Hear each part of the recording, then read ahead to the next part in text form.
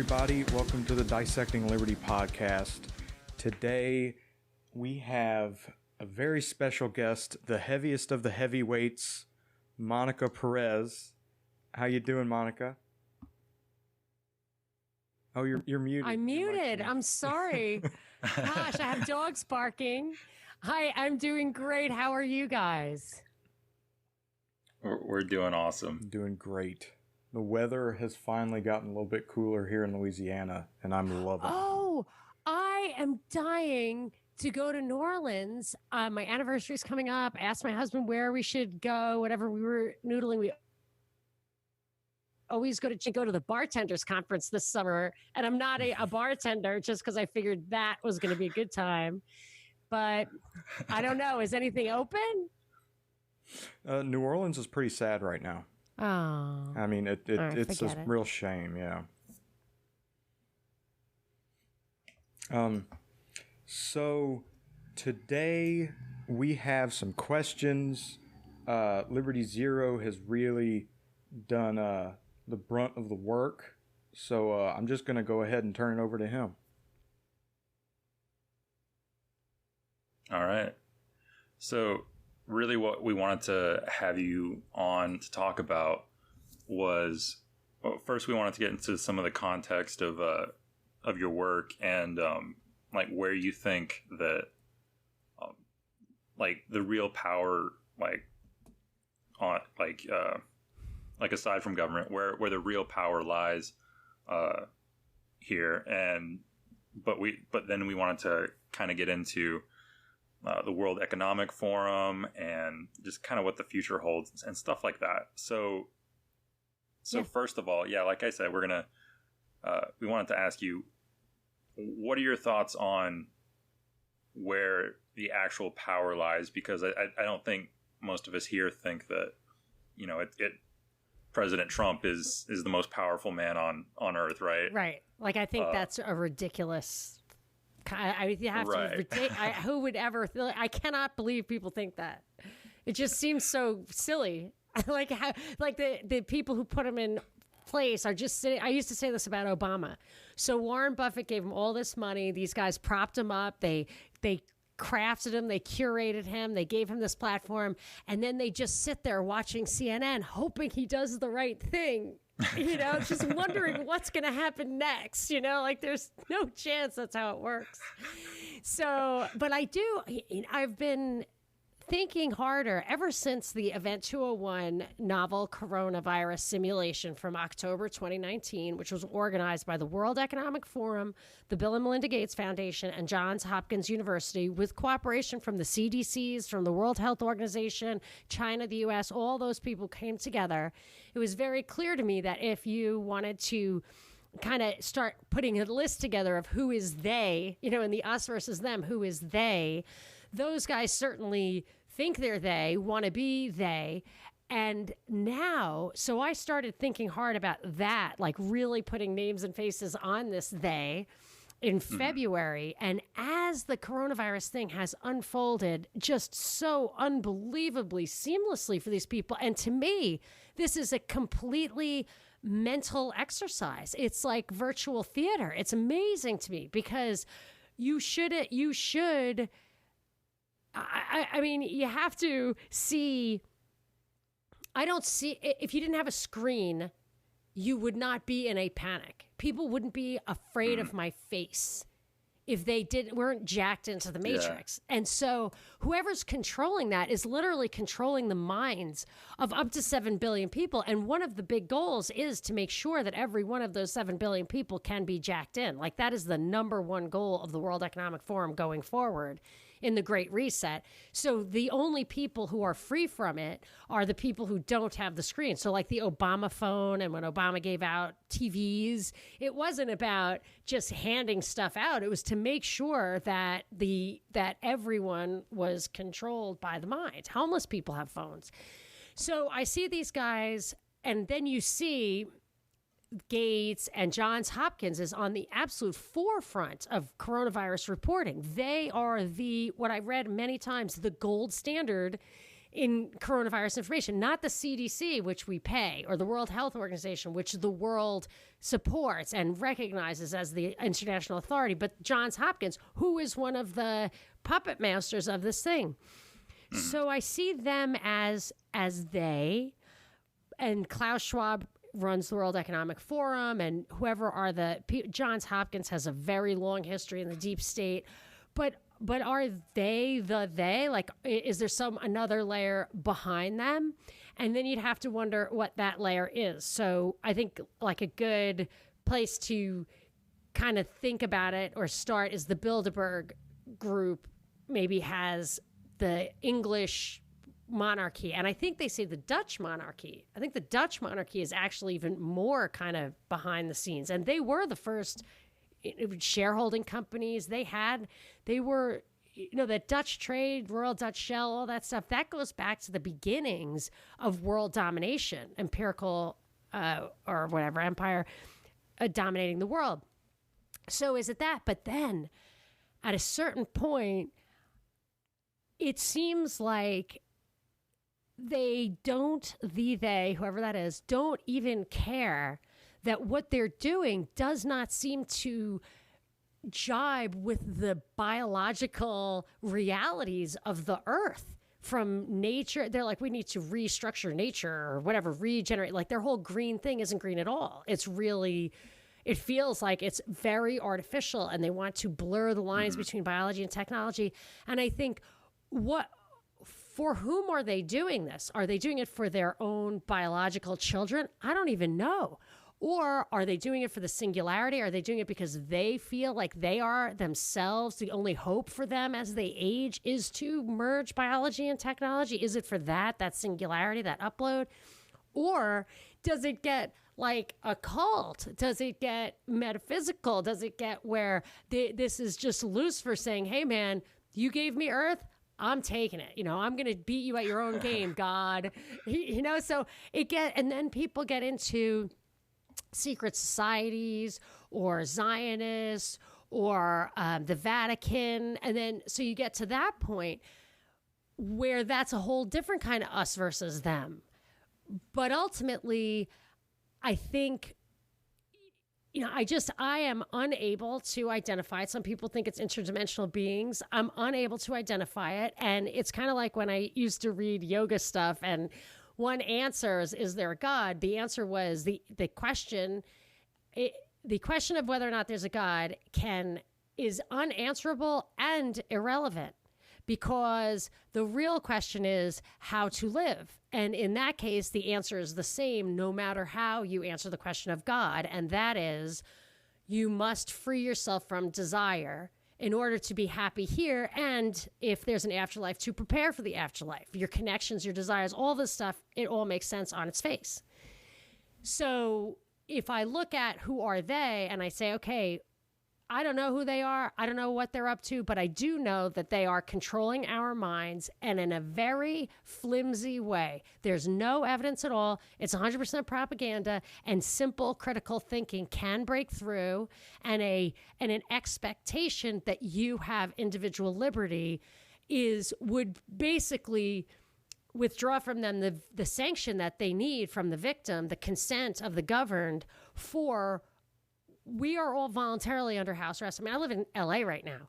Like, I am under house arrest through my own. And if I were to come out, my neighbors would freak out. They would freak out. They would run away. So we're doing it to ourselves. So I think just to exert personal autonomy basically takes a tiny bit of courage.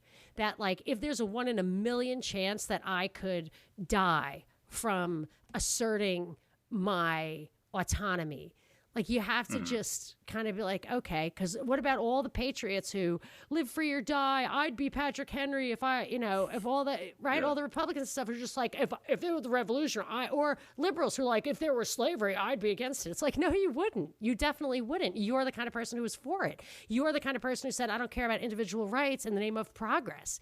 I mean, that's the argument for abortion, for example. I'm not arguing about abortion, but that is the same exact, like, well, women can't get ahead if they have to have their babies. It's like, well, we can't get ahead if we can't kill all the natives. It's like you have to think hard about where you're putting your courage and your priorities. And I think it's good enough to just be that person. I don't even know if you have to. I don't even know if there any kind of group action is even possible because they control all the media now of exchange of ideas. But I feel like if we just look into really search our own souls, then maybe we'll find in ourselves that we can preserve our own dignity. Maybe that's like the only thing we can do. But most people aren't even doing that. No, that's for sure. And like to your point about just having a little bit of courage and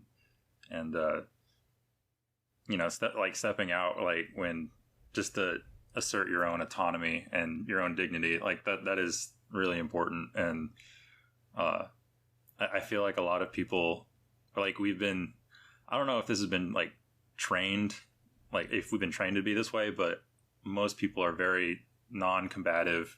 We don't want to deal with confrontation. And so, you know, that works both ways.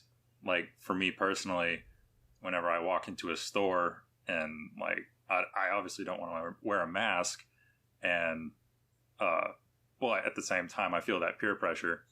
But those times that I do walk into the store without a mask on, like no one has ever talked to me about it. In California, that's not an option because the people do. They yell at me. Oh yeah. They yell at me for not wearing a mask, and I like start laughing. I'm like, I'm not sick. You're not getting sick from me. And why are you out? You're like 100 years old. Just go home. But you know, they yell at me, and I'm like, I'm not the problem. There's no chance you're getting sick from me. I am not sick. And I've looked into the research. I've tried to find evidence that you can actually get people sick when you're not sick. This idea of carriers of typhoid Mary. Typhoid Mary, that was not true, actually. That is not a true story. Yeah, she was hounded to the end of her days, but it wasn't her fault. She didn't do it. So this idea really has been implanted in our minds. And that's why I can tell people, honestly, anytime they confront me with any of that stuff, and I wear the mask, and my kids freak out if I don't wear it. I live in LA. You got to get your mind around that. Right. Yeah. So, but I can tell, honestly, anybody who argues this stuff, I can say with certainty, you have not found the information, the science that supports your view, because I've looked for it and it's not there. I have found 10 studies on the CDC website, random controlled trials, which are the only thing that even have a chance of having any kind of validity. And there was a study, had 10 randomly controlled studies that studied the flu with respect to masks and hand washing. And there was no evidence whatsoever that masks or hand washing stop the spread of the flu. Hand washing is good for GI illnesses. And I'll tell you, GI stuff is bacterial. I don't have a big problem with the germ theory when it comes to bacteria. I've had the stomach flu, I've had strep throat, I've had things that are bacterial, but the virus stuff is pretty sketchy, and they will say, oh, well, there's correlations in cities where they have the masks. I mean, if they were out to prove that mask wearing stopped the spread of virus, then they could intentionally have extreme mask laws in California where it's always freaking hot and nobody's ever inside, and it's much less likely for people to get those sicknesses. You know, like there's so many correlated variables that's just not a controlled study. So I know, or I should say, I want people to send me the science on that, but these people who are screaming at me or yelling at me, whatever, they just believe that the number of times they hear something is equivalent to like how true it is, and that the people who talk to them. And I was thinking just today, I was like, wasn't the Holocaust a secret? Like, didn't they supposedly kill 6 million people without anyone knowing about it? I mean, that's a lot of people. Yeah, that's a lot of people. To disappear, you know, for nobody. So let's just take the official, that fact on its face and say, okay, how would that happen if no one can ever get away with lying? You know, how can that happen if all the governments tell the truth and The media tells the truth. Like, how could that happen? So now we know, and like the Manhattan Project, 100,000 people actually actively worked on it and kept their mouths shut. So now we know that you can have millions of people affected by something and hundreds of thousands of people actively engaged in it, and it is not what people think is true. It's not what's being reported on your news. So the only reason they believe it is that they think it's not possible for those kind of lies to exist. But I think it's almost always mostly lies that you're told by the people who steal all your money and kill people in your name. I mean, what else could they possibly do to get that stuff done? And so going back to these people, they, right? Yeah. Is that why you think that, like, their existence and what a lot of us can see going on, which is like, you know, by their hand, you think that's why they can basically remain like an open secret where, like, there's definitely a lot of evidence, you know, you see them, you know, going to Bilderberg and Davos and all that, all these closed door meetings. But at the same time, you have these meetings like Event 201 where it's all televised, but because it's not like repeated in the media, like you're saying, which like that's what equates to truth for people.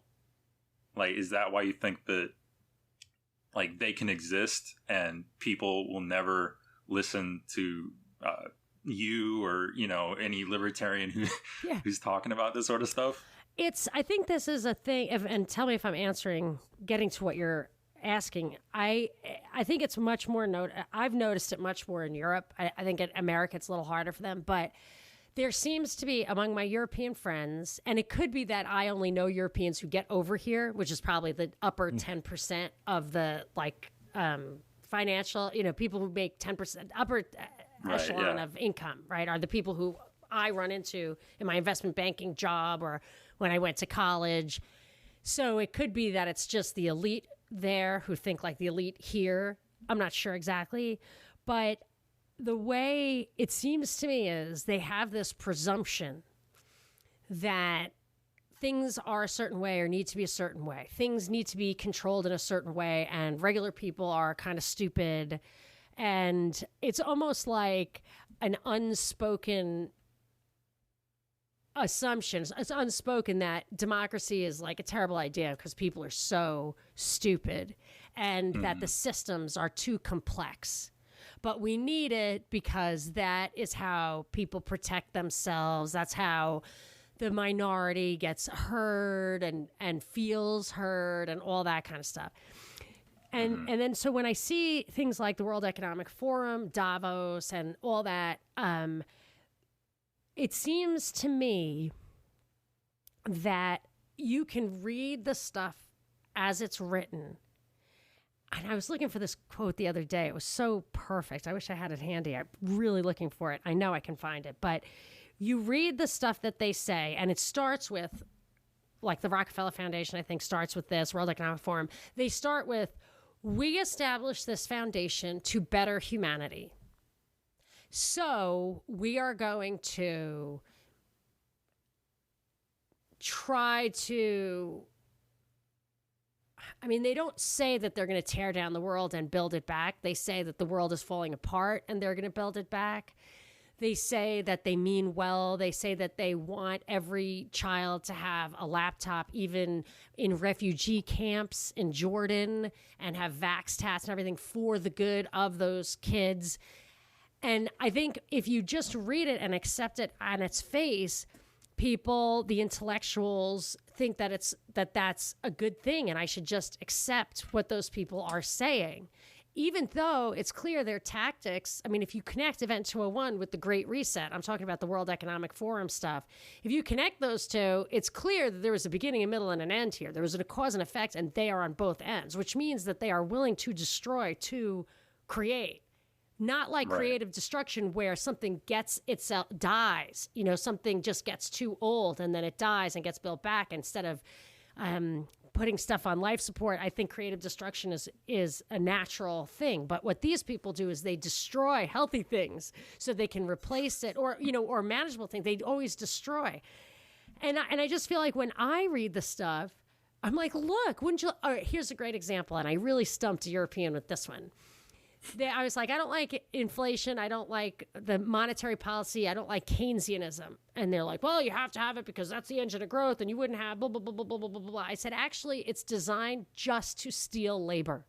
Like, what? Like, it's designed to deceive you into thinking I said, the concept of sticky wages is the tell that they say, well, you have to have inflation because you can't reduce people's wages. They won't stand for it. Yeah. So we have to inflate their wages away. And I'm like, how can you not see that as they're just getting together to steal from you, to give you a wage lower than you agreed to, en masse? They do it. It's the corporate capture. The whoever it is has captured the governments. It's not like people like government's bad. Government's only bad because it asserts this authority. It has the guns, and then some guy tells them what to do with it, and that ends up at your doorstep. So you get absolutely nothing in return. So I look at the stuff and I just read it for what it is, but without the flowery language. And I think no intellectuals, they have to be just below truly, really open-minded, or I don't know what, but I feel like that stuff is targeted at the intellectuals who are happy they understand the words that are being said to them. You ever know somebody reads the Wall Street Journal and you feel, oh, I'm impressed that you can read the Wall Street Journal, because I'm kind of dumb. And it's like, yeah, but reading the Wall Street Journal, being able to do that is not the achievement. The achievement is to see what it is doing. And that's a whole nother level altogether. So I think almost everybody's at the level where I'm smart because I can read it. And I'm like, well, that makes you the sucker. It appeals to your ego, but it makes you the sucker. So that's where I think they get to hide in plain sight, because they appeal to people's ego. And as soon as you can comprehend the vast complexity of what they're planning, you don't stop and say, what pieces of crap, that they're doing this. You think, oh, I'm going to be part of the change. I'm going to be part of the, the thing. You're too dumb to understand the earth is melting. It's like, well, if you prevent rain from coming and then light it all on fire, it's going to kind of melt a little bit. Yeah. It's like 9/11. It's like those buildings did not melt. You know what? They blew up. So You can see the explosions. Well, those are midwits, right? Like that's the idea. Oh, yes. Yeah. That is it. And they design it for that. Did you see on Twitter, there was a picture going around where a guy was saying, I'm not a midwit, and he posted his Mensa membership card on a Steven Pinker book, and he said, of course I'm not a midwit, I'm one of them, Nice. Yeah. That's the thing. That's when I look at The Atlantic. The Atlantic is, to me, the most insidious form of propaganda. I pegged that years ago. It's like The Atlantic is propaganda for the intellectuals. It strokes their egos and it tells them what to think. And then it adds this whole layer of kind of limited hangout where it's like, oh yeah, Obama did drop 20,000 bombs on Syria. And they're like, look, you can believe everything The Atlantic says because they said this bad thing about Obama and they didn't want to, but they're so committed to the truth. They absolutely had to say that. And it's like, right, but his grandfather is in the CIA. Does it say that? His stepfather was the liaison between Union Oil and a government that the U.S. installed in a coup in Indonesia. This is your hero? So the Atlantic didn't say, I didn't read that in the Atlantic, but it's just so. And then if I talk like this, people think I'm crazy. They say they think I'm crazy, but they know I'm not. You know what I mean? Like I can do a crossword puzzle faster than somebody, right? But still I'm fucking stupid and crazy. Like I just, you know what I mean? Like where does my stupid and crazy start? And my better than you at a crossword puzzle end? It just doesn't. I can always, so I think that's what it is. It appeals to people's ego and they don't believe that they could be deceived at that level, and they just embrace the flowery language. And if they don't do all that, then they are truly pieces of crap, right? Because then they know the truth, and they have to do something other than sniff their wine. Mm-hmm. Well, it's kind of like how sports fans think like the rival team. The rival team's fans are idiots and they suck and they're the worst, you know? And I mean, it's just group versus group. You know, your leaders aren't my leaders, so, you know, you're not voting for Biden, so you're obviously an idiot, you know? I lived in Dallas for 6 years. And is it at the Cotton Bowl? Does UT play OU in the Cotton Bowl every year? I should know that. That's the Red River Shootout. Is it? Yeah, they play a game called the Red River Shootout, but I think that's the Cotton Bowl is a bowl game. Although no, the Cotton Bowl is a place. Oh, you know, it's a bowl game. That, there's like the Rose Bowl is here. It's a bowl game. Okay. But it's a place too. I think shows how much I know about. Yeah, I think. Football. Well, he lives in Louisiana. Your name is Cotton, so I thought you knew all this stuff. You need to know your Cotton trivia. Cotton Hill, the Cotton Bowl, the Cotton Bowl building. So maybe I could be wrong, but I seem to recall that OU and UT played a game every year. And literally, and of course, like the OU people come into town and they don't know where they're going and they're all wearing red or whatever. So you have all these people wearing red, you know, like looking around, causing traffic. And it's like, they're such idiots. They're such idiots. And it's like, well, they're probably the exact same. And then there's a bunch of people from Oklahoma who lived in Dallas. Nicest people I ever met in my life. I never met somebody from Oklahoma I didn't like. And it's like, is Johnny an idiot? Like, I don't really understand, you know? It's like, well, Johnny's not an idiot, but... So, yes, I think they all... And another thing is I have an Ivy League pedigree, so it's a little bit harder for people to just totally think I'm a midwit, right? And then I'm just have like a screw loose. Or I'm a Trump supporter. That's the funniest thing, is that they think I'm a Trump... that. I know. And I'm like, I'm not a Trump supporter. Well, I heard some of the things you said. I was like, because I don't like Hillary, I'm a Trump supporter. It's very exhausting. But I think they stroke their own egos, and that's what it's designed for. And I read something about Skull and Bones, that they don't pick those people to be leaders. They pick the people who are followers, the elite, well-connected people who feel the psychologically profiled to need to be in a group, which is why I always thought a sorority was like offensive to me. I thought my daughter's like, I want to join a sorority. It's like, please don't do that. I mean, don't they like pee in your bed and make you sleep in it? And like, why would you? Those are not your friends. You know, she's like, oh, Mom, it's just a thing. I'm like, ah. So I would never be a person they would ever kidnap in the middle of the night and, you know, put them in a coffin and masturbate on each other, like to show that they're part of a gang. I would just feel like, I'll have a cocktail and a cigarette with you. Yeah. But I don't think we need the coffin or, you know. So I feel like they do. And you know, organizations work like that automatically, where the people who rise are the ones who can grasp and promote the existing paradigm. To think outside the box is not, most people don't really have to do that. Mm-hmm. And if you do that, you probably will lose most of your jobs, I think. Maybe I'm wrong. Yeah. Well, that makes sense why George Bush was in Skull and Bones. Yeah, he's totally. Definitely not. Mm-hmm. Yeah, that's totally. I mean, when you think about it, that is what they are made up of. And that's why they have that thing where they'll promote each other, even if they're not the highest quality person. And there's that quid pro quo. It's very powerful, you know, and the whole system may be, in fact, a matrix, which is like a business organization structure, a matrix where it's not totally hierarchical. It's like some people have the same function over a bunch of divisions. And then, so it's, you know, kind of like a grid. And that makes each individual kind of less important.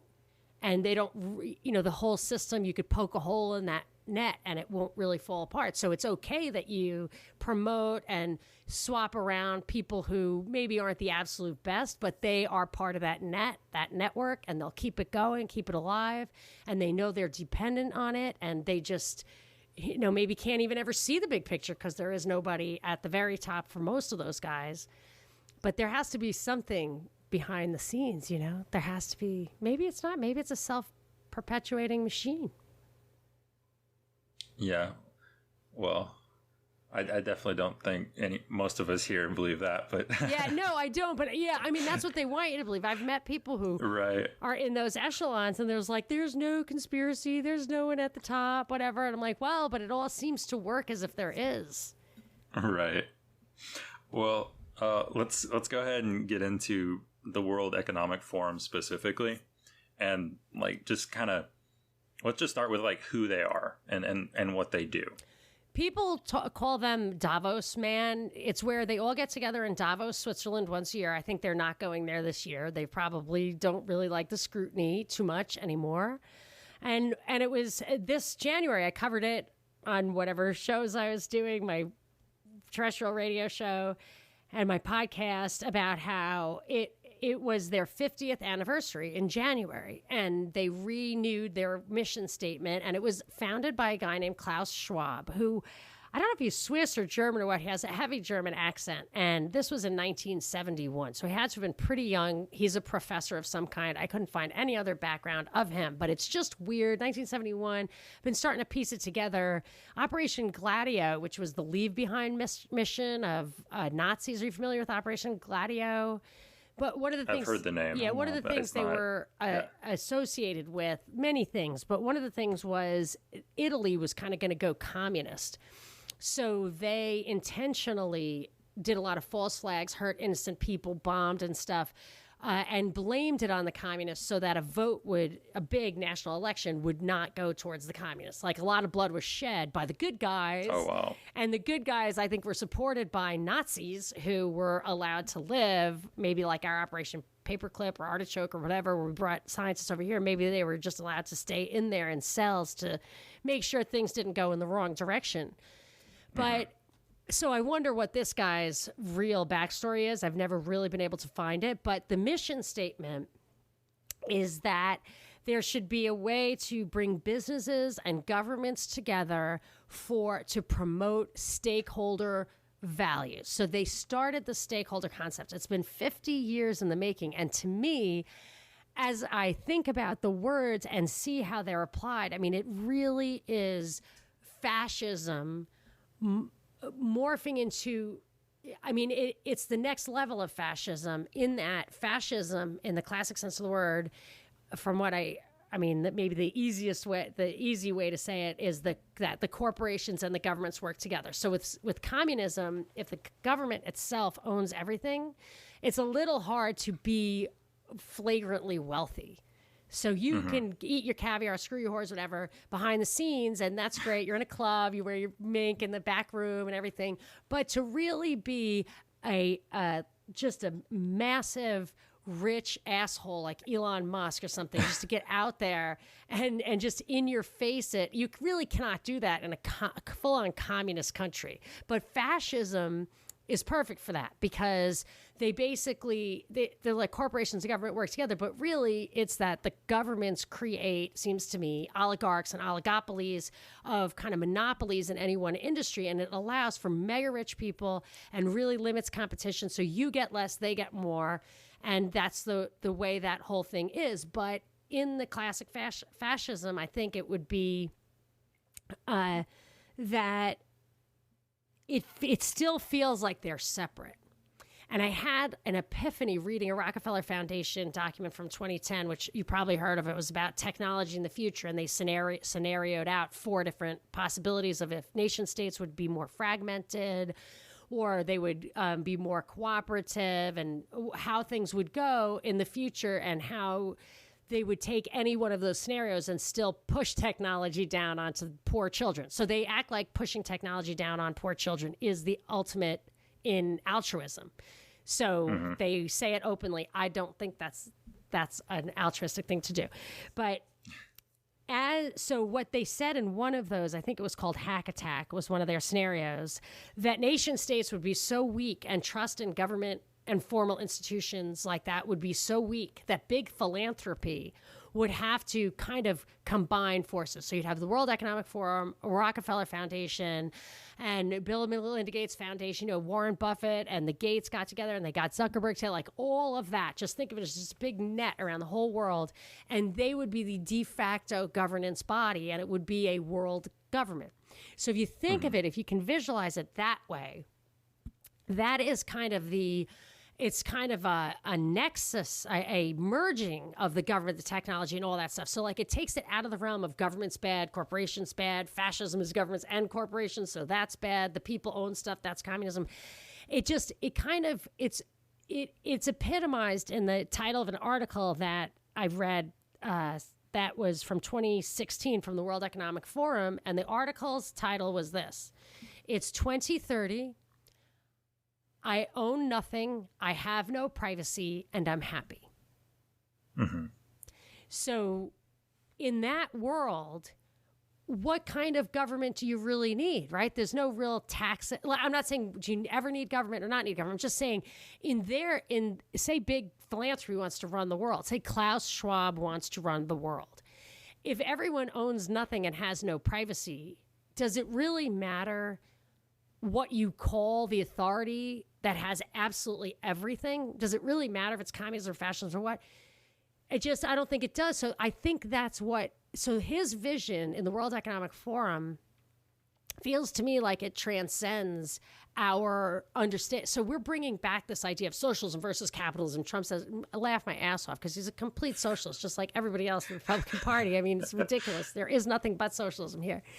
And so they come out with that stuff, and I feel like this and it's such a throwback. It's so clearly irrelevant to what's happening right now, just to talk in those terms. And I think that, so I feel like that it's that technocracy that will merge all functions of world control, of centralized control, and get its power from making sure that kind of centralization is necessary because the system is really complex. Like, if anyone tries to explain to you how derivatives work, like there's a $50 trillion bubble out there, sometimes like $500 trillion bubble. Like, you ever hear those crazy numbers where it's like, you don't understand, like the bubble is 1,000 times bigger than all the money in the world. And it's like, I can't comprehend that.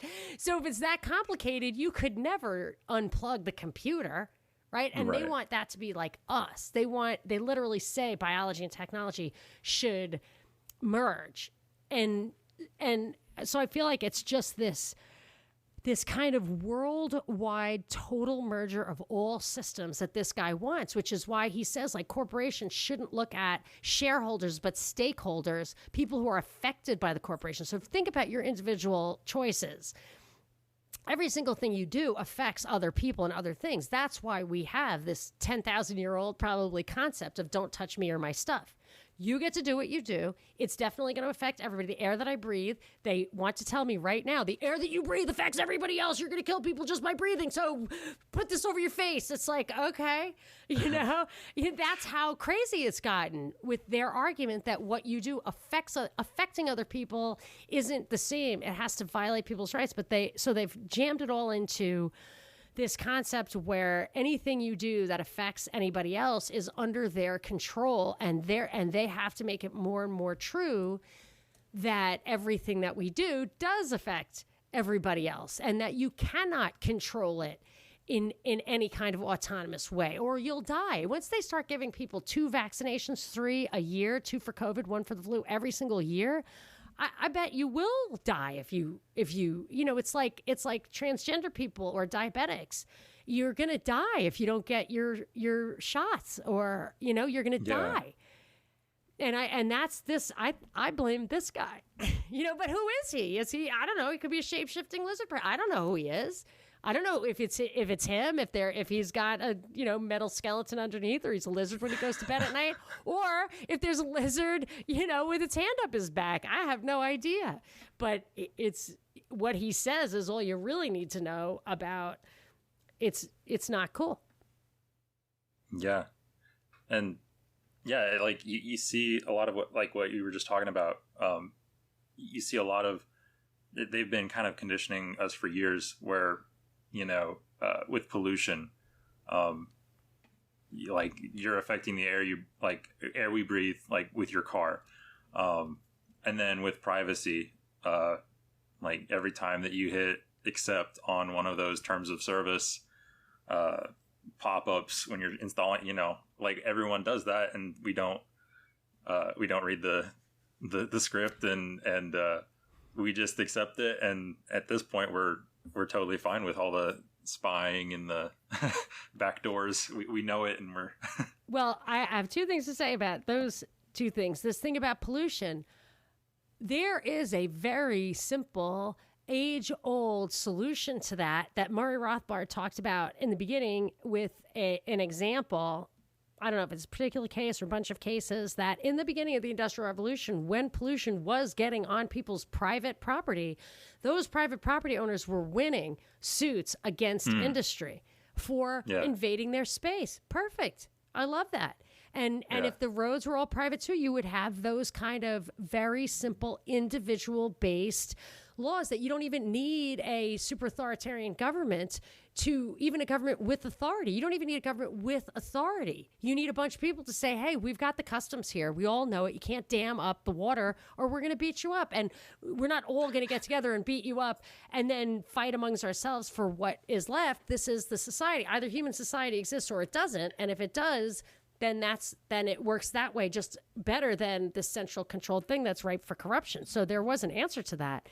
And then as far as clicking the terms of service, what they've done, it's kind of like Twitter and Facebook. And now that they've suspended the First Amendment, that's really that is the public square.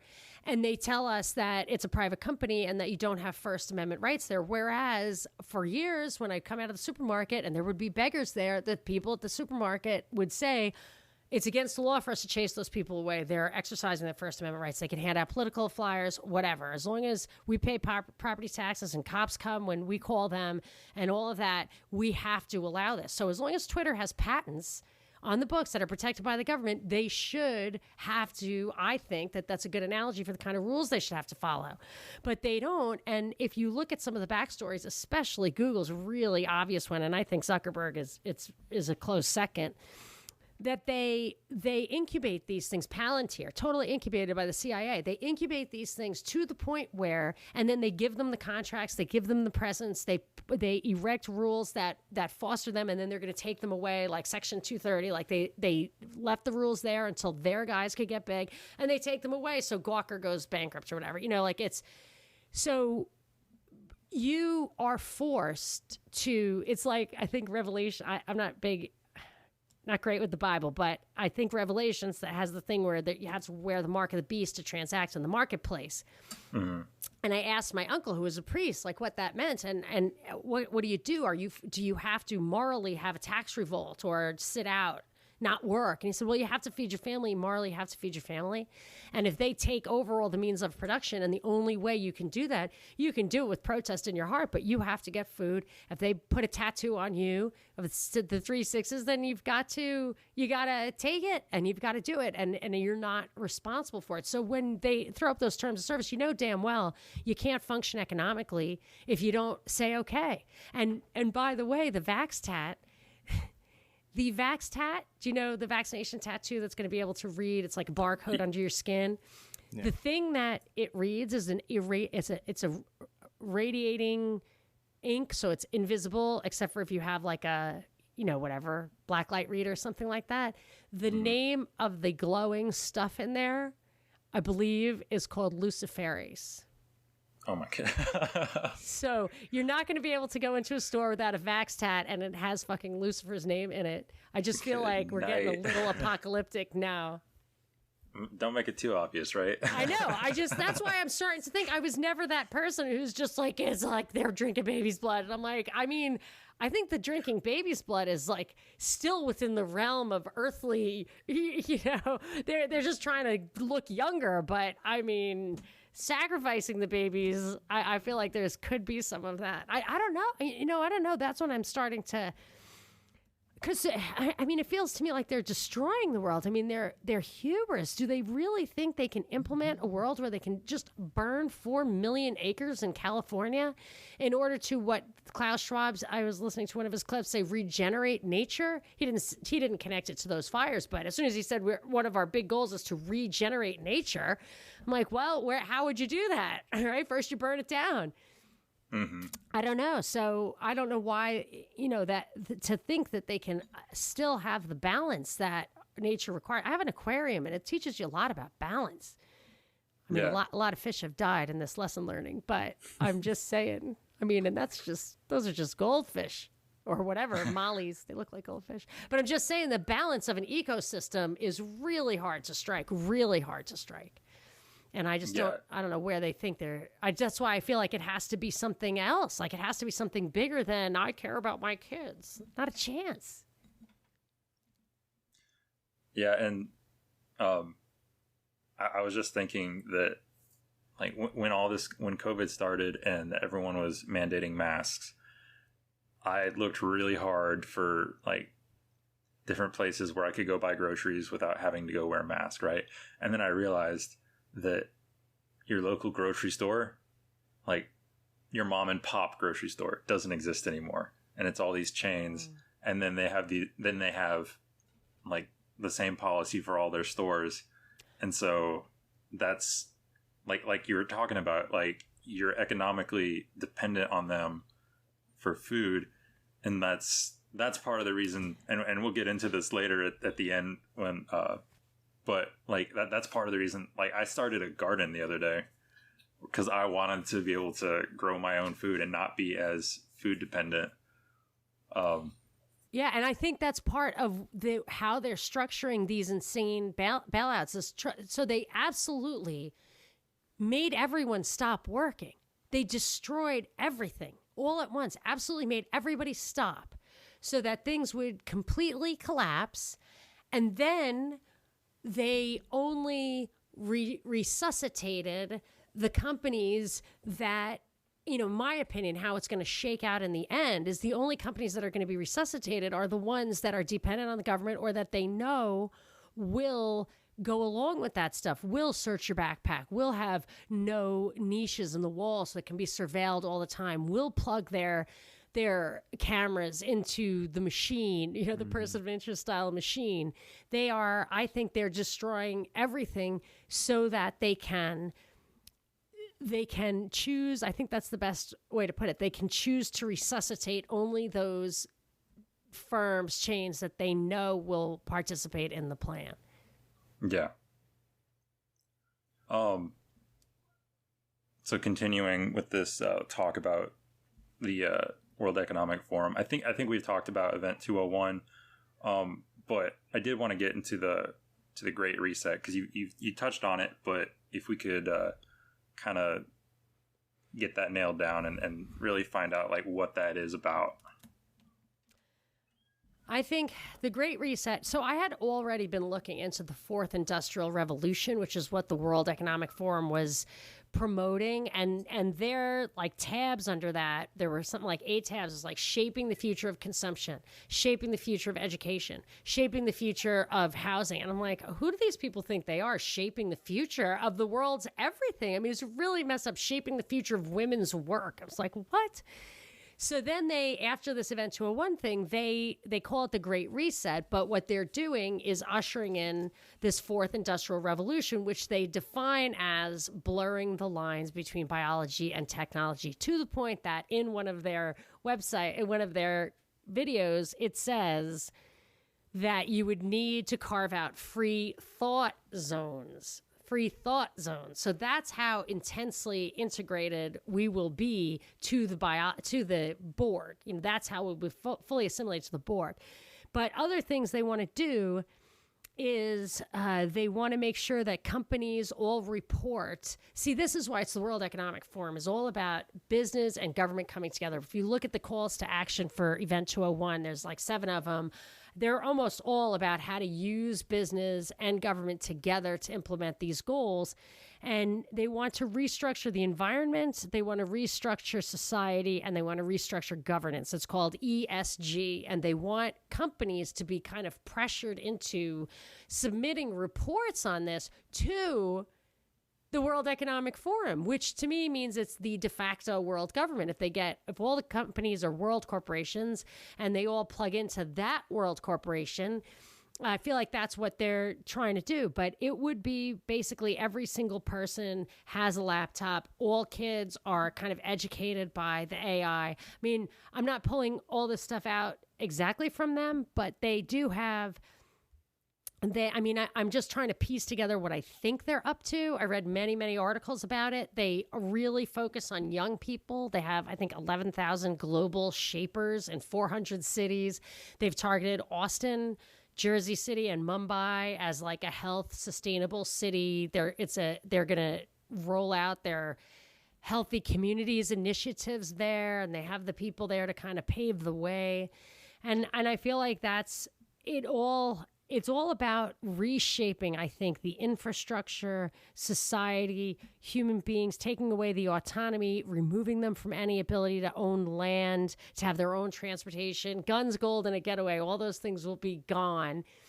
And they do it under the guise of calling it green and sustainable. But actually, what's unsustainable is all this artificial growth. That's when they keep making interest rates lower and lower and lower till they're negative. That's because this artificial growth is unsustainable. Sustainable growth is organic growth that doesn't have any financial incentives as far as even subsidizing infrastructure creates an environment for kind of by definition unsustainable growth. If it was sustainable growth, would be organic growth, and you wouldn't need to subsidize infrastructure.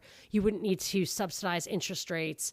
So I feel like their whole thing is a lie. And it's in order to, as Rosa Quar, who wrote Behind the Green Mask, says that it's to make everything kind of modular, regulated, so that if everybody's systems work exactly the same way and everybody is surveilled all the time, only then could you actually have a world government with one central control. You can't have rice farmers in Thailand or whatever and investment bankers in New York running on the same system. You just couldn't control those people without having customized systems, and they just don't want that. I think that's what it's all about. Yeah, no, that makes a lot of sense.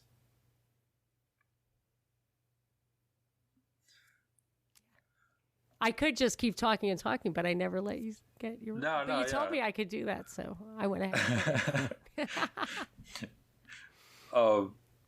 So I guess let's go ahead and get into... Here, 1 second. Yeah. So you're asking huge questions, so you're getting huge answers. Yeah, sorry, I'm going to give my wife 1 minute to walk through the room here with the dog. Oh, my co-host Binkley always he has a green screen in his background, and it's usually like the planet Earth or something. And then every once in a while, his dog will walk through it. So it's totally like Dogs in Space, straight out of the Muppets. It's very funny. He always lets it go. It's pretty funny. But I can't do the green screen because it makes me look green. Yeah, I think the green screen looks weird. It looks weird, and you like get all zingy. Yeah, the weird like aura around you. It's yeah. So I bought a screen. If you could see all the laundry piled up in the room behind me, you'd realize why I had to have the screen. But I need a better webcam. I'm on the hunt for a better webcam. Whatever. Yeah, Cotton. This is probably the second one that Cotton and I have done with the video webcam going. But you're not. I mean, I have a little makeup on, but are you going to publish the video? You can if you want to. I don't look good, though. No, just audio. I'm going to try to have a better posture if I'm going to be on that. Yeah, we've never put our faces on. Oh, yeah, online, right. so. Yeah, I know. I did that a long time ago. I wasn't thinking straight. But the video sometimes screws up the audio. I thought to make a little quick time of my own audio in case I'm too zingy for you. I can email it to you if you want. That would be fantastic. Yeah, that would be great. I didn't do it right in the beginning with like a clap, so it's about a minute in. You're going to have to figure that out. But I think That's fine. Audacity can do it for you. Oh, yeah. We've been having terrible internet problems, and then that guy Klaus Schwab said that you thought you were unprepared for a pandemic. Wait till the cyber attack. Like, oh well, yeah. As soon as they get everybody completely addicted to this, is how these jerks work. They're forcing everyone to get online, and then they're gonna pull the plug. Ugh. It makes me. I feel like I'm living in the Twilight Zone here. Yeah. Right? Am I wrong? Isn't it crazy? Yeah. It's totally we've been having horrible internet problems in Louisiana, and everyone is just so upset about it. And I ask people, I'll say, okay, what do you think ought to be done about it? And somebody will say, well, the CEO of Suddenlink needs to get in front of a board of Congress. some sort. We really we need to iron this out. And I said, well, why is it that it is Suddenlink? Why is that the company for Louisiana? Is it really called Suddenlink? Suddenlink. I think it's owned Because this by was a Time sudden. Warner, I think. This was pretty sudden. I don't know, huh? That we're all linked. But the internet wasn't really acting that bad in March and April when every single person just jumped on it. I feel like they're going to move to 5G or I don't know what. But I mean, do you think I'm imagining things? I mean, don't you look around? Isn't this world upside down? If you could get a snapshot of this a year ago, wouldn't everybody be horrified and not believe it? Oh, yeah. Oh, yeah. No one ever saw this coming. But isn't it crazy? Yeah. I mean, it's just crazy. Yeah, and to think that everyone's down to wear the masks forever at this point. Yeah. Somebody just sent me a CNN article. It's tough for the national security state to come to terms with the fact that we have a faceless future. Everyone's going to wear masks forever. Yeah, and I don't know about y'all, but whenever someone tries to talk to me with a mask on, like, I already can't read lips, so that's not the problem. Yeah. But it's so muffled, and if there's any background noise, I have a really tough time, like, understanding people. Yeah, Lots of misunderstandings, and so what you actually end up doing is try not to say too much. Because I'll always say, I even had a couple of people, or somebody who makes stuff, libertygear.net, and he made me some masks that are like, this is all bullshit. I'm not buying it. And the favorite is obey. Just says obey across the front. And I try to tell people all the time, like, all I ask is this. Do you know an unusually high number of people who are seriously ill right now? Mm-hmm. Because that's what a pandemic is. And the answer to that question is no. Therefore, this is ridiculous. And I'm the bad guy. Because I don't take the mask seriously. I do the mask, but like people think because I'm like, I don't care at all. People get in the elevator with me.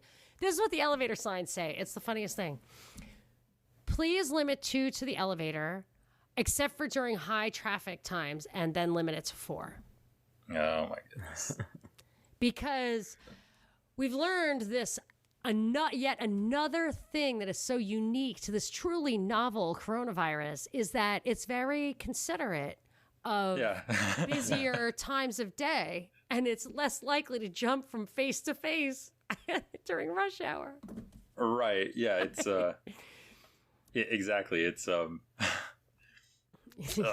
forgot what I was going to say, but it's just the ridiculousness of it all. The nuances of the thing that you could attribute any characteristic to this thing depending on what you want to promote. And in the beginning, it was supposed to be 14 days. Mm-hmm. And that's why we all said, okay. And that made sense because we've all been taught germ theory. We've all had colds. We've all noticed it. I mean, I used to time it to the day. Like a cold is 11 days. It's 11 days. I'm like, okay, I will not have this cold on vacation. And it would take 11 days. And to pick a cold up, like you would think, tell me you didn't used to think this. I'm starting to get a cold. Where was I 2 or 3 days ago? Were you ever thinking like that? Oh, it's because I was on that plane 2 days ago. You don't think, where was I 2 weeks ago? Nobody thinks that. No. So, and the evidence too, you can find evidence that shows that whatever this thing is, which feels, is whatever seems in line within 2 standard deviations of a normal cold or flu.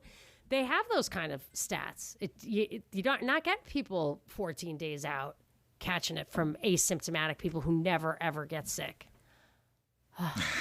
It's driving me crazy. I don't know what to do. I really don't know what to do. I don't know what the answer is, because it seems like people are gripped with this hypnotic mass hysteria. Mm-hmm. And the majority of people really believe it.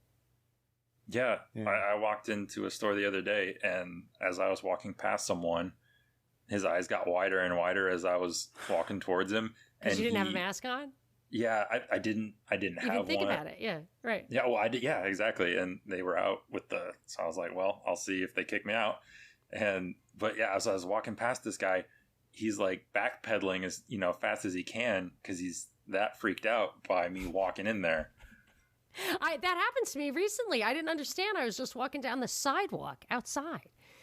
And some old lady, she just stopped. And I thought to myself, I don't know what, and I thought to myself, maybe she needs help. Thank God I didn't go up to her, because normally I would go up to somebody and say, can I help you? Yeah. And she just kept backing into the street almost between the cars and everything. And then I realized, I was like, oh my gosh, I don't have a mask on. And I just wanted to tell her, I'm not sick. I'm not going to get you sick. We're outside. It's California. It was 102 degrees that day.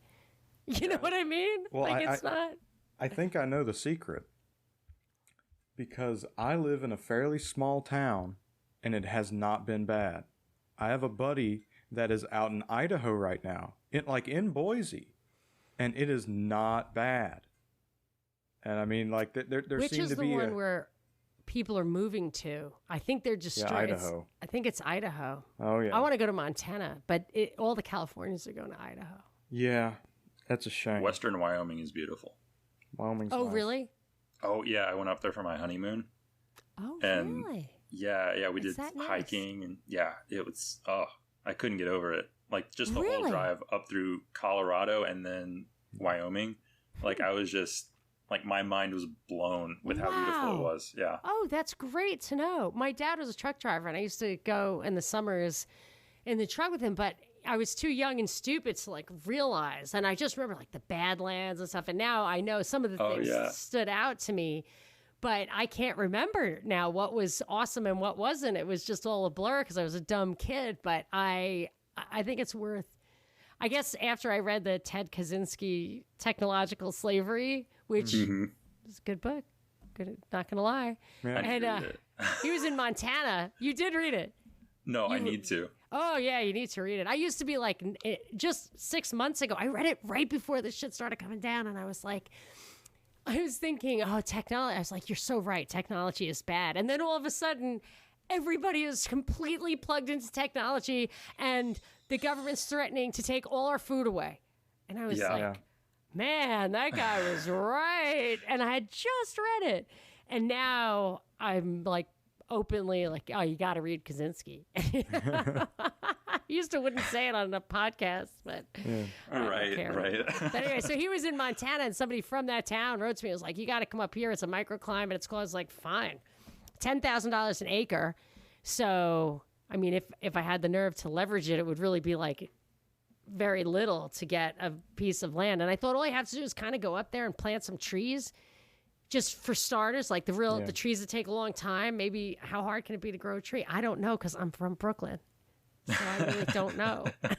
It's been pretty hard to grow a goldfish. I can tell you that much. So my fish are this big. They're not going to sustain anyone. I don't know if it's easier or harder to grow bigger things. Yeah, I don't know. I have started listening to a survival, Jack Spirko. Oh, yeah. He's so good. Yeah. Really? Oh, yeah. I mean to plug into that. I'm a little behind. I'm super busy these days, and I just am a little bit behind. Of course, that does it too. I have to homeschool my kids basically, so I'm just too busy to do anything. That's the whole key behind progressive taxation. Also, I could have gone Ron Paul maybe if I stuck with it in the corporate world, but they take everything. So what's the point? You can never go Ron Paul and put some money in the bank and take your education and your integrity and go to DC. Mm-hmm. But I don't know how to do it. I don't know how to do it. And but I do want to have some of those guys on my podcast because I think you just have to kind of go through the motions, or I mean, head in the direction. Think of it's like Dress for Success was a book that came out. I was actually a little kid when it came out, and even then, my father bought it for me. It's like, this is true. This is true. Dress like the person you want to be. Dress for the job you want to end up in. So I was like thinking, like, okay. I mean, it wasn't really relevant for me because I was too little, but now I think about that as, and what I'm doing, right? Podcasting, that maybe I should just talk to the people who are doing what I think you should do, because I was a libertarian and I was on the radio as a political show. And as soon as Trump came along, all the people who I totally jibed with, Republicans, conservatives, I could totally deal with them.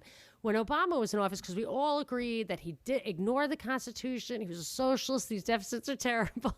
Then Trump comes along, and my favorite line ever, you are quibbling about semantics when you try to hold his feet to the constitutional fire. I'm like, quibbling about semantics. Was I quibbling about semantics when Obama was in office? Are you fucking kidding me? So now I've just given up completely on any hope for libertarianism through the system that we have. Even if it just means restoring the Constitution, that's why I'm transitioning to philosophical agorist. Yeah. And I love this tangent that we're on, but I'm thinking we need to get back to this outline that we're going through. Sure, go for it. Now, I feel like we've talked about COVID pretty good. I wanted to talk about three main things that we're seeing here in 2020, right? Which was COVID, and you touched on the West Coast fires, but also the riots. Like, what do you think, specifically the fires and the riots, what do you think that those, like, the purpose behind those are? Because at this point, I think that we kind of know, if we've been paying attention, that there's a bunch of arsonists that have been caught. And then with the riots, you see these U-Haul trucks with people pulling signs out of the vans, ready to go. I think that it's fairly clear that, these are organized and planned out. But what do you think the purpose behind those are? I think that what's going on is I'm trying to, there are two sides of it, and I only see, so if we talk about like the idea of the dialectic or the problem, solution, reaction thing, whatever, the thesis, antithesis, synthesis. So the one side and the other side, what they're doing, how they're reacting, both things, left, right, both things are feeding into some solution. And I will tell you what I think that solution is. I can't tell you what I think is really going on behind the scenes with Antifa or who is pulling the strings there or what. But what I see happening, I think the key to it is in the reaction. The reaction from the right, specifically under the cult of personality that Trump brings, that is divorced from the ideology of the traditional ideology of like the voter on the right. So what I think is happening is they're calling to defund the police. And then the Republicans and the Democrats both have the bills in Congress to refund the police with a lot of strings attached. So I've been saying since 2015 or even earlier, Ferguson, when the first time I heard Obama address Ferguson and talk about kinder and gentler policing, I also had noticed the crime statistics plummeting since the 90s, just plummeting. And I thought the government's stock and trade is law and order, is fear, it's authority, all that stuff. It has to have more crime. It has to. So I figured that Obama was deliberately trying to increase the crime rate. And then he did come out with the 21st Century Policing Task Force report, many pages. He brought that out recently again to make his personal recommendations. And it really comes down to having policing more at the federal level. And to increase the law and order, to increase, the authoritarianism of the government, to again, just like with terrorism, promote this idea that our rights are the problem and we have to compromise because we're in this state where we really can't defend ourselves. It's too bad. And even the cops are pulling back. And if you see that also Bill Barr is going into these big cities, under Operation Legend, which is spelled legend, and fighting crime there, all he's doing is grabbing guns. The whole thing is a gun grab. That's what it is. Yeah. So you take, on the one hand, you take that the police are pulling back everywhere, and that they're going in, and instead of doing what they should be doing, which is restoring the Second Amendment, Trump and his band are taking the guns away. So by creating anarchy, desperation, violence, lack of order, complete vulnerability, those people are promoting the RoboCop thing will come into it, that it's controlled in D.C. or controlled at the federal level. It diminishes rights. People are all excited about getting Supreme Court justices in on the right. And I say I would be if they were actually looking at the Constitution, but they're not. They're just promoting a political agenda. So they will overread the government's authority when it comes to taking away your rights and underread the rights there. And I just feel like it all goes along with what I think is one of Trump's biggest jobs as the controlled opposition, which is to diminish states' rights basically irretrievably. So taking away state and local tax deductions, taking away the authority to control emissions from California, or trying to do that, promoting this idea of the feds going into cities to restore order. He always talks about that, taking away money from sanctuary cities who don't obey the immigration laws. It doesn't matter what the issues are. Of course, they're going to pick issues that people really find to be problematic. But I think the bigger picture is that the chaos, the quote anarchism, is causing problems, and the answer will be authoritarianism. Yeah. Yeah, that makes complete sense. So I don't even think Antifa has a point, has a goal. Like, I don't even think I don't even think it's real. It could be. I mean, there are plenty of people who are into it. I'm not saying that, but they're into it in a way that isn't really thinking through the end game or who's behind it all. And then they really focus on the Black Lives Matter thing, having Marxist roots and everything, but it's not going to end up there. It's going to end up at this fascist thing. And do you think that if the end goal here is more authoritarianism and centralization of power, do you think that there's a chance, and this is something that I've been worried about, do you think that there's a chance that you'll see something like a civil war, or what it would probably be labeled as like an insurrection, something like that? I have been laughing at the idea of real conflict among the people here for years. So it started, I remember somebody asked me a question in 2016, do I think there'll be like riots if Trump wins, or I don't know what, something like that. And I said, you don't get people to riot unless they're hungry. You're just not getting people. We have a welfare state. Those days are over. You just don't, that's over. And now when I see so all this unrest to me is 100% fabricated, 100%. I'm not saying it hasn't been made real, but it was a plot from above. This is not a zeitgeist. It's not a popular moment. It's not a feeling that we've all been disgruntled and everybody's a secret racist or whatever. I don't think it's that at all, not at all. I think it was working. I think Sweden was working. So they put a bunch of immigrants in. So Sweden's totally socialist, but it's homogeneous, and they were fine with it. And it's like, all right, it's not for me, but it was working. And then they killed the prime minister in the 80s, and now they put all these immigrants from a different part of the world. When there's a civil war in Ukraine, or whatever, war of secession in Ukraine right around the corner, I'm sure they could have tons and tons of maids flood in from Ukraine that could be considered political refugees to do everything they need, that are a lot closer to them culturally and religiously, could blend in, and there wouldn't be as much conflict. So I think the conflict is absolutely generated on purpose, and they're so committed. And I put this again at the feet of Klaus Schwab, the people who did Event 201, because this circumstance is in lockstep with the other stuff. I actually called it. I did an interview with James Corbett, and I said, look, they're all about the multiple crises, so expect something else to happen. And then you got the riots. They locked everybody up. Then they gave them this only one way to vent their frustration in only one direction.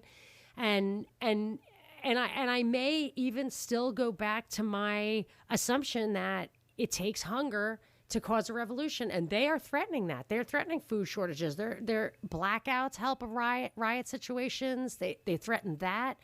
I worry most about water supply. Let's hope they don't think of that, but they probably will. But then you've got this October surprise where Trump is in the hospital now. Yeah. So what if you don't see him again for a while? And Q decides that he's being held hostage, right? Right. I mean, he disappears. Pence is under the 25th Amendment, the acting president, and you just don't hear from Trump. He can't talk because he's too sick. Oh, not really. Who knows if he's even alive? You know, and then you get the Boogaloo Boys. So you put some Kyle Rittenhouse in there to spark a flame. I'm not saying who that kid is. I really don't know anything about him. The Boogaloo Boys who contacted me from that night have said we didn't actually know who he was. We told him to leave when we left, and you know, who knows when these things get infiltrated. So if you get somebody in there who's going to do something stupid, or you get in Ukraine, you get one sniper shooting the cops and the rioters. Yeah. You can spark that kind of revolution, and it looks like that's the kind of thing they're looking for. But I really have always thought that if, God forbid, there were an assassination, that could be the thing that causes that rift, that if it's interpreted two ways. So the left is going to say he openly defied wearing a mask. He's stupid. He deserved to die. And then the right will say he was assassinated because this thing is, not even real, or he was in your grips and Fauci's his doctor and it's remdesivir. And, I don't believe in it because Fauci works for him. It's just stupid. But I think that you could have that kind of a reaction. And one of the things my co-host Binkley pulled up was it the U.S. Army War College? Somebody saying, someone in real high authority, he was in information ops. So they changed the name of psychological ops to information ops. And this guy was a senior guy there, military guy there. And he said that that they might set up a tripwire, that if the 2020 election is really messed with, it could start a Cold War or even a, quote, kinetic war. It could start a war with Russia, for example. So he said a year ago, or even 2 years ago, it is possible that an election crisis in 2020 could give us the thing we need to get the American public to really understand the threat that Russia is to us.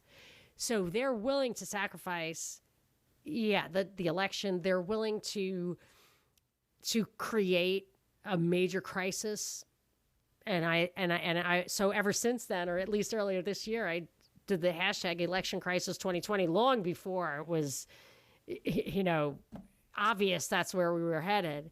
But they changed things up at the last minute. Hopefully everything will be fine. But it feels like they are going to bring this thing to a head.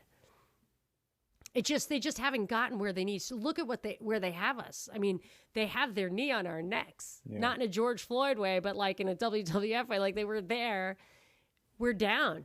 Like they're going to count us out. Like they're going to keep that. They're not going to let us up, I think. Yeah, and one thing that I said to my wife right around the time of the George Floyd protests was I thought it was really interesting how, like, you had all these unemployed people who have nothing better to do than go out to the street and protest, and it's like a right, like, that's... I don't know. It seemed like a setup to me almost. Like that's part of I wonder the unrest. Yeah. when those videos were taken. Yeah. I always look for people wearing masks in the George Floyd stuff.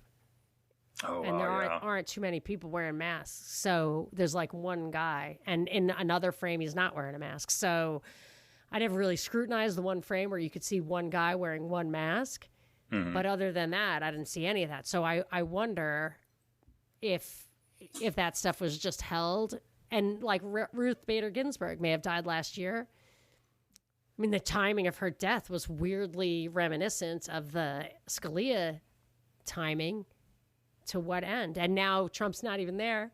So won't it really feel like this isn't the president's choice? Of course, it is the choice of the president at that time. But, it feel, and not only like unemployed, but we weren't allowed to do anything. We were starting to want to protest against masks, against the lockdown. And then it was just like, well, you can go protest, but people are dying.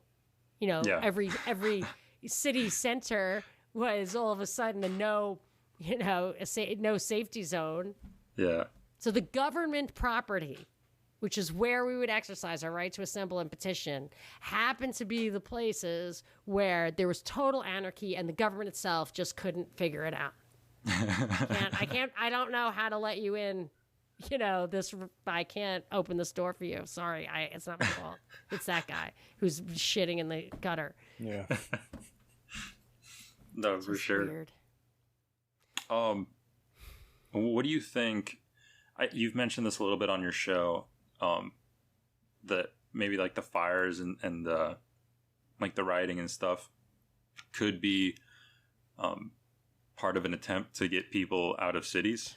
Absolutely, yes. And the more this stuff comes down, Gavin Newsom, who's the governor of California, I mean, it's getting comical at this point.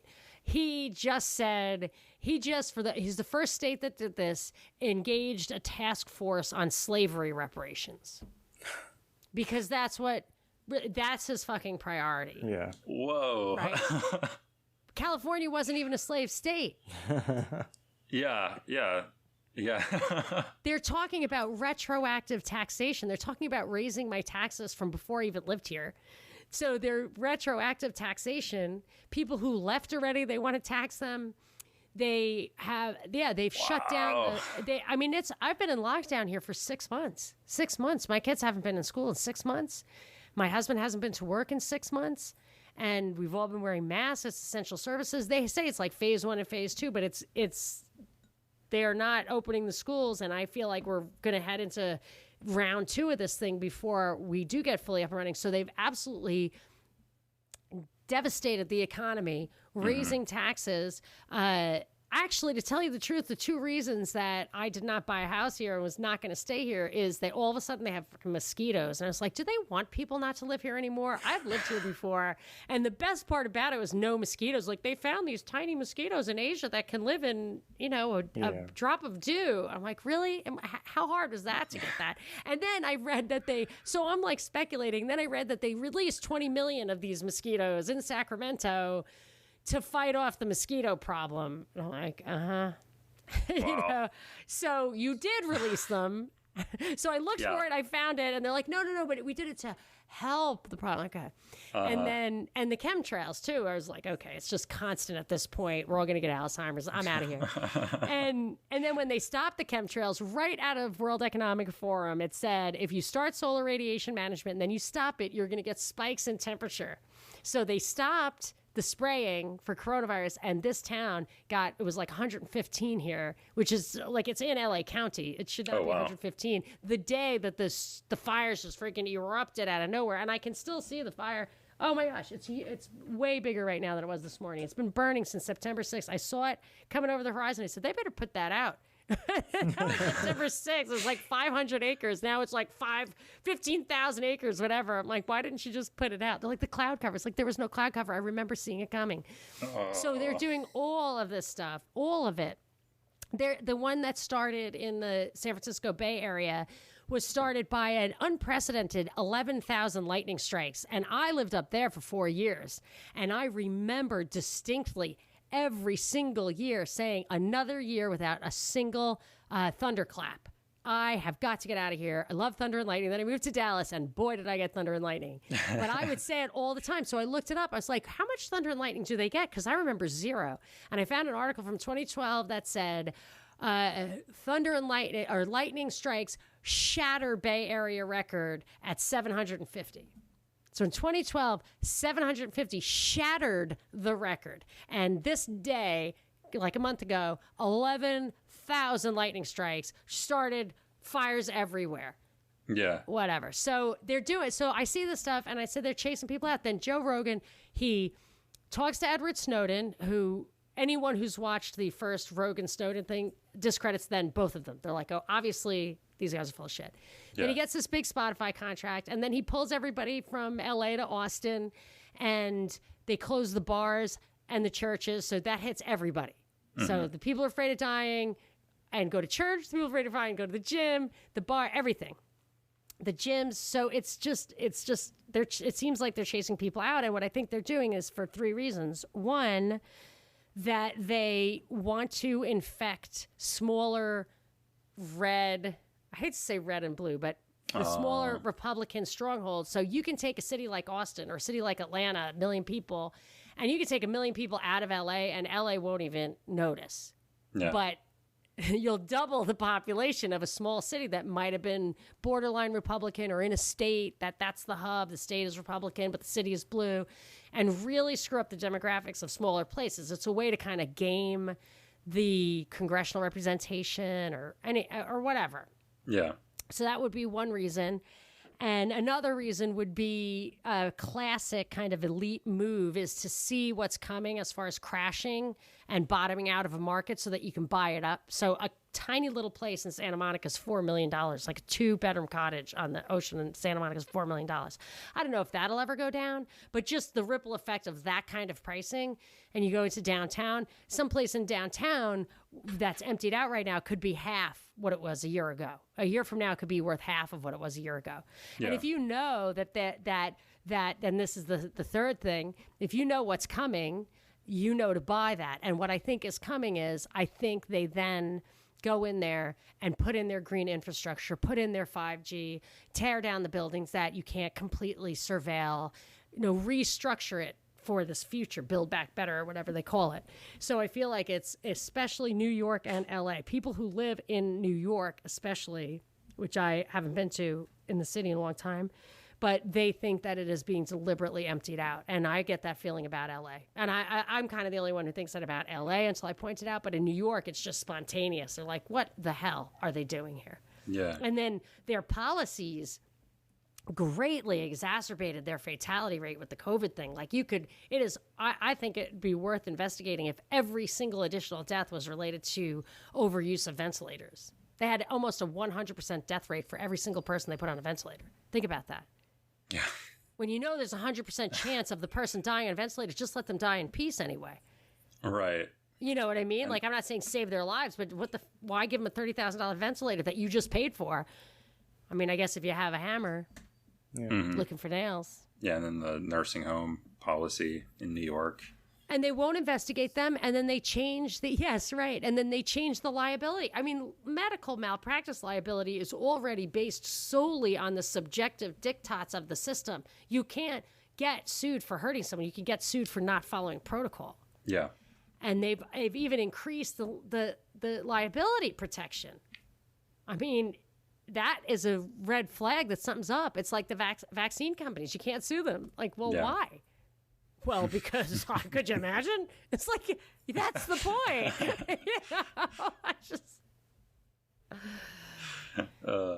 Yeah. So as we're kind of wrapping up here, what are your thoughts on one, like how are we going to, like, I guess one, if you're being pessimistic, one, how are we going to survive what is coming? But if you're optimistic, how are we going to maybe thrive, right? With these, with what's coming, with the, more authoritarianism and more centralization. And then when you're talking about cities like we just talked about, LA and New York, they're wanting to likely, just build up that infrastructure, the way that they want to with more surveillance and, green energy or whatever. Like how do you think that we need to be prepared, I guess, to deal with what's coming? Well, I think they have a vision of the future. And as I was talking about this on my show a couple of days because it just like haunted me. It was this article about normalcy bias, and it said, if you're waiting for January 2020 to come back, you're going to be miserable. And what you really need to do is just accept that it's not coming back. Mm-hmm. And we have these little cocktail parties with our patrons. It's super, super fun on Friday nights. And we invented a new Jeopardy category, things a rapist might say. Because, if you just accept what's happening to you, it won't hurt as much. Right. So, it really made me blood run cold. It took me a couple of days to just wake up in a cold sweat, like, why would anyone say that? Really like flashbacks of whatever, just scary situations. And so they have a vision. I don't think this isn't World War III yet. They're not actually physically slaughtering people and nuking all the buildings. They want you to be a good little soldier. Mm-hmm. And the kids I know, the teenagers, the college kids are hoping they come up with a vaccine real soon so these kids can take it and get on with their lives. So that's it, right? That's the future. Yeah. That's the future. And it's a future and it could be like the Cultural Revolution in China, where people I know from China whose parents came over before or after, they delineate the pre-Mao people from the post-Mao people. Like Taiwan is like a pre-Mao crowd. It's a different person. Mm-hmm. It is literally a different culture. It's a different person. And I think it's pretty clear that's what we're going to get here. And there might be two sides. You might have like the Republican version of, it could be Nazi versus communist, it could be that, whatever. And then as far as thriving as an individual, an autonomous individual with self-respect, I think is like the biggest hope I could have. I think you can look at the Huxley, Aldous Huxley said a couple of things. He wrote Brave New World, and Orwell wrote in 1984. So Brave New World is giving everybody soma, making them happy to be slaves. Mm-hmm. And Orwell is like, you put the boot on the neck, right? So I think with Prozac and Facebook and stuff, they kind of are hoping for the Brave New World approach. It takes a lot less effort. And then Huxley also said there's 20% of the people who are going to fall for anything you feed them, 20% who will never fall for anything. And then we just have to work on 60% in between, because that 20% who's never going to believe anything is never going to be ours. So they know there's a 20% that isn't going to buy it. So they can kill them, or they can let them have the tunnels. Yeah. Every sci-fi movie I love is people lives in tunnels. Mm-hmm. Right. Matrix, Demolition Man, Total Recall, they all live in fucking tunnels. And there's an army video that shows, literally, it's like an 8-minute video introducing soldiers to how, the future is going to look like this, and people are going to live, outliers are going to live in tunnels. Mm-hmm. Now, I don't literally think that's actually anyone's vision of the future, even Klaus Schwab's. I think it's more likely that he thinks we'll just die of attrition, that we'll just go away, that we'll be marginalized because we won't wear masks, we won't get the vaccine, and we just will not be able to thrive. We won't be able to go to school, so you won't have anybody in college. And then, like this Lori Loughlin thing, I think it was used to get rid of any kind of private funding for private schools. So it's going to be the Ivy Leagues that already have their endowments intact and never need another penny.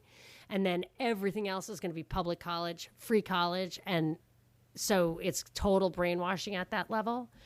So what my hope is, and this is what I tell people, I think where energy needs to be spent is if you can find that place where you can get some acres that can grow some stuff, have a source of water, then make sure that if you can, but I mean, we got to move fast and I can't move fast. You know, the analogy I use is like, not everybody gets on that last chopper off Saigon. Like I'm not on that. I'm not getting on that chopper.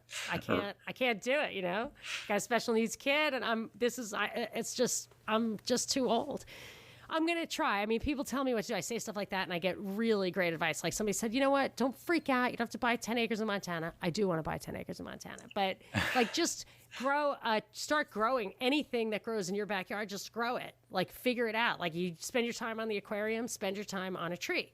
Yeah. Okay. I'm going to do that. That's great advice. I'm going to do that. But if you were caring about being a libertarian, being activist, making a difference, I personally am totally open to suggestion, but I think the idea would be to find your place where you're going to make your stand and try to see if you can get that locality to respect private property and self-defense rights and fight against that. So like if your little town wants to register guns or, you know, whatever, like make some rules, try to make sure you show up to those meetings as high up as you can, think that you can make a difference. But because I feel like there are places in Texas where gun rights are sacrosanct. So those are places that might be targeted with this diaspora to have some loudmouth go and change, move the dial at some underrepresented local meeting, town hall meeting or something where people just don't go because they don't feel like there's any risk. And then you wake up the next day. I've heard stories like this. You wake up the next day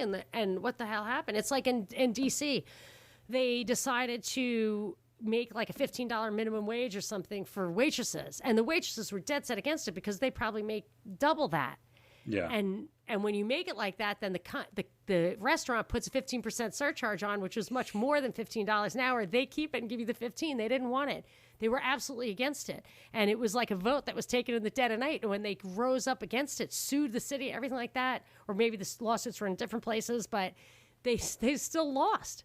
You just wake up one day and they've taken this away. So I feel like and that's another thing about sending your kids off to college and, it used to be the Army that would do it. It just splinters every community. Every generation is just splintered.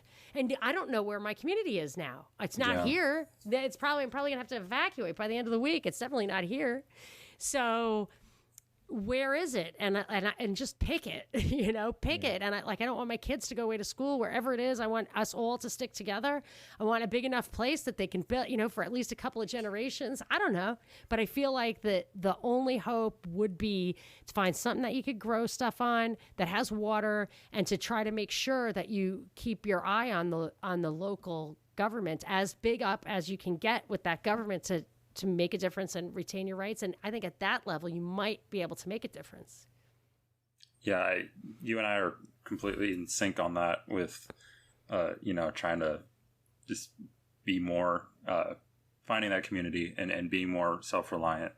And then I think cotton, I don't know if you've ever heard of Childerberg Town.